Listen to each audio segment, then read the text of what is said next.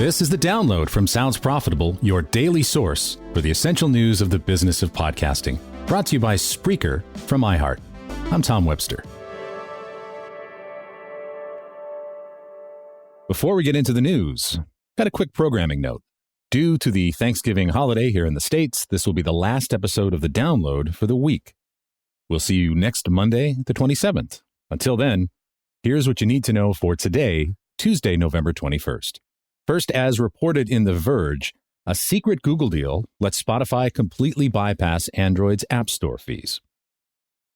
New testimony from the ongoing Epic versus Google trial from Don Harrison, Google's head of global partnerships, says Spotify pays a 0% commission when users buy subscriptions through Spotify's own system. Also, if users pick Google as their payment processor, Spotify pays 4% of the transaction to Google. Generally, other companies have to pay between 15 and 30% commission to Google when selling in-app. Google's user choice billing program does allow companies to slice off around 4% of their Google commission if they agree to use their own payment system. But traditionally, their commission reduction is only enough to offset the costs of running an independent payment system. Harrison says Spotify's 0% deal was made due to the, quote, unprecedented, unquote, popularity of the app, giving the company a leg up on other music and podcasting apps that have had to pay Google's commission. In Digiday, brand safety concerns mount as X, formerly Twitter, pulls out of an MRC audit. X has opted out of an independent audit by Ernst & Young for its Media Ratings Council brand safety credentials, citing resource constraints and technological challenges that will make them unable to continue with a formal audit. As a result, the MRC will be removing the in-process status from the company. Brand safety is a hot-button issue with X currently, as this Monday, the company's owner has filed a lawsuit against watchdog group Media Matters for their report last Thursday, which shows ads for companies like Apple and IBM running next to tweets promoting pro-Hitler ideologies and Holocaust denial conspiracy theories. Audits and certifications matter. Podcasting prioritizes and grows that sentiment in our industry, so spend your money with us. From AdExchanger, NewsGuard's whitelist of Ukrainian publishers aims to combat wartime misinformation. The latest initiative from NewsGuard, a company that ranks the credibility of news outlets, is creating a whitelist of publishers based in Ukraine to combat the decline in ad spend on publishers since the beginning of the Russian invasion in February of 2022.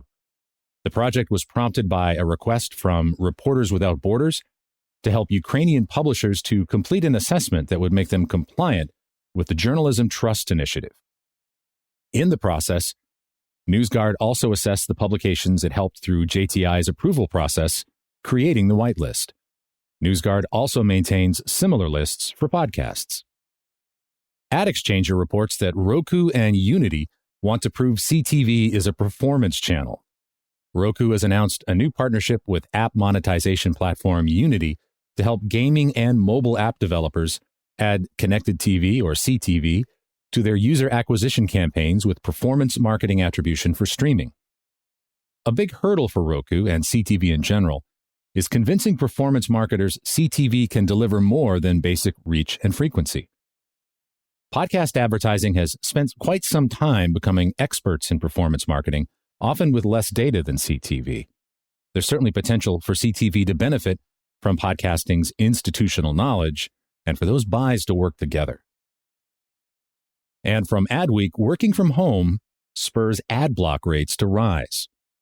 According to ad filtering tech firm IO's 2023 ad filtering report, mobile and desktop ad block rates are experiencing gradual growth of 11% from 2021 to 2023.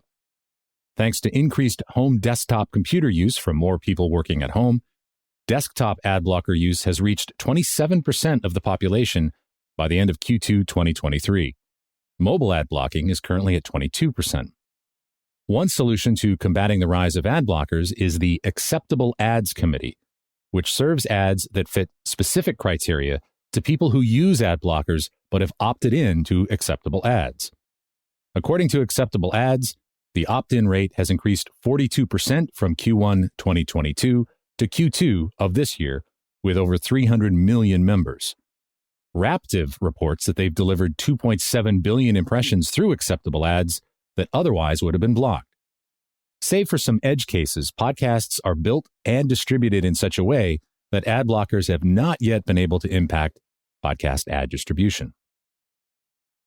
And as for the rest of the news, SiriusXM Media SVP and head of ad innovation, Lizzie Wildhelm, is on the latest Digiday podcast, and PodPod has signed Spotify as a headline partner for their podcast advertising summit set to take place in London on January 25th.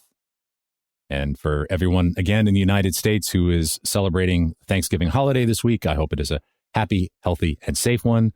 And if you're not, well, have some turkey or vegan turkey anyway. Be sure to check out the links to every article mentioned right in your podcast listening app or at soundsprofitable.com, where you can also subscribe to the newsletter version. The download is written and produced by Brian Barletta, Gavin Gaddis, and me. This episode is hosted on Art19. For Sounds Profitable, I'm Tom Webster.